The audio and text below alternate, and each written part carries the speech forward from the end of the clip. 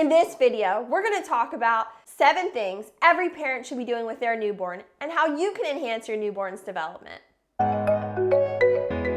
Hey, it's Morgan. Welcome to the Passable Parent channel. I've been a pediatric nurse for the past 10 years specializing in early childhood development, and I'm also a mom.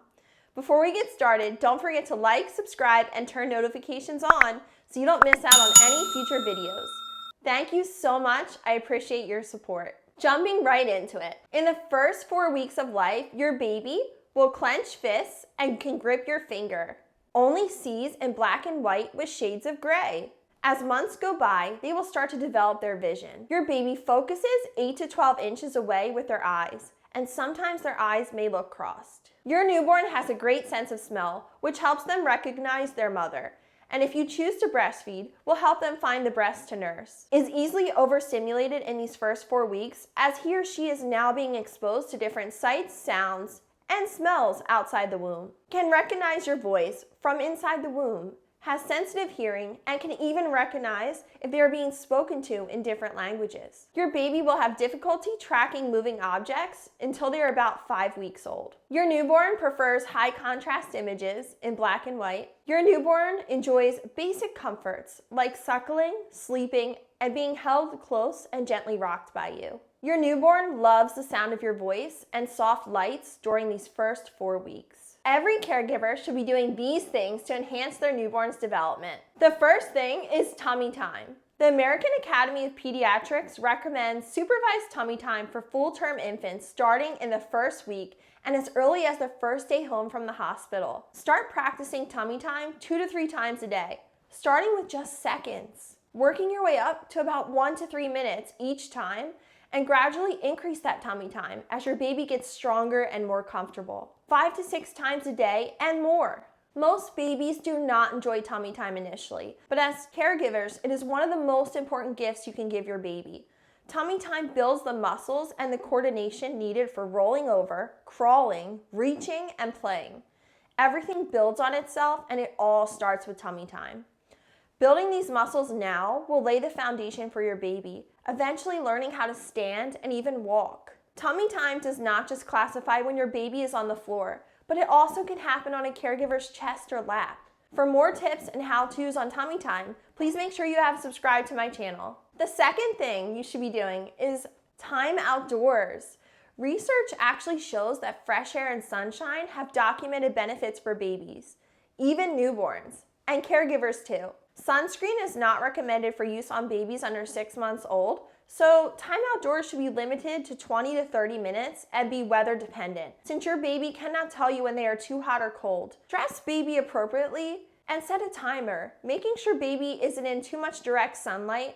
These are great ways to make sure baby is safely enjoying time outdoors. Studies show that time outdoors stimulates your baby's brain and senses and can even improve future language skills. Studies also show that time outdoors each day can improve your baby's sleep, as it helps their bodies learn what is day and what is night, especially in those early afternoon hours. It increases the melatonin, which is a sleep hormone. Even if you live in a busy city, your baby can benefit from time outdoors.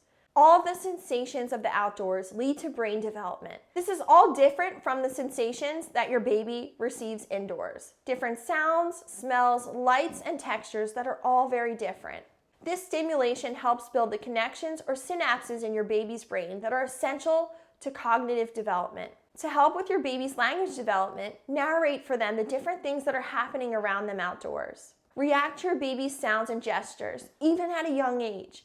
It lays the building blocks for early conversation or serve and return, which impacts their language and cognitive development. The third thing you should be doing is that skin-to-skin contact. Skin-to-skin contact is not only beneficial right after birth, it's also beneficial for weeks and months to come. Skin-to-skin contact refers to your baby down to their diaper with his or her bare chest directly on your bare chest.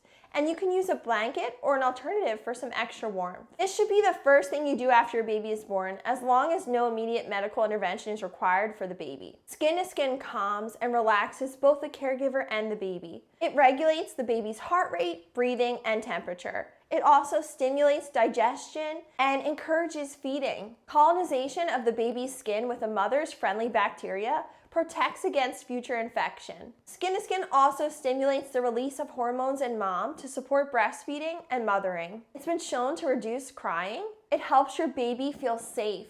It promotes bonding and helps with postpartum depression. Laying your baby on your chest for Skin to Skin also helps the head and neck muscles and counts as tummy time. The fourth thing you should be doing is talking and singing to your baby. Your baby loves the sound of your voice. Your baby immediately recognizes your voice and familiar voices at birth. This comforts them.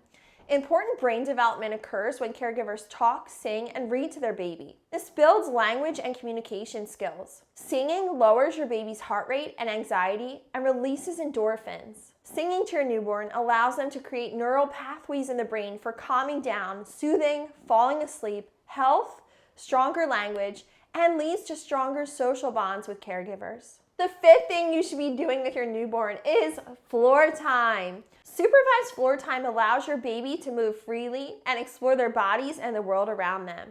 Many experts recommend babies spend more time on the floor and less time in seats, swings, and strollers, helping them build core muscles and neck strength. Your baby needs unrestricted time on the floor to enhance brain development and discover their bodies. The sixth thing you should be doing with your baby is introducing high contrast visuals.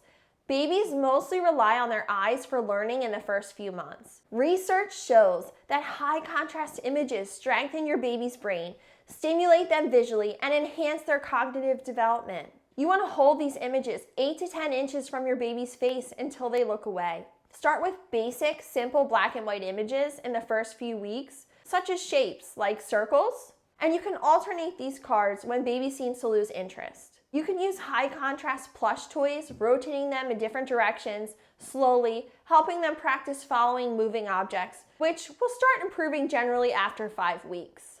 I'll make sure to link some of these high contrast cards and really great high contrast plush toys down below. You also can use these toys during tummy time to keep your baby interested and distracted. And the final and seventh thing that you should be doing with your newborn baby is you should be feeding them every 2 to 3 hours. Newborns and young babies need to be fed whenever they seem hungry or on-demand feeding. Newborns need to be fed every 2 to 3 hours, including at night, and should never go more than 4 hours without a feeding. If your baby is breastfeeding, they should be breastfed a minimum of 8 to 12 times a day for at least the first 4 weeks.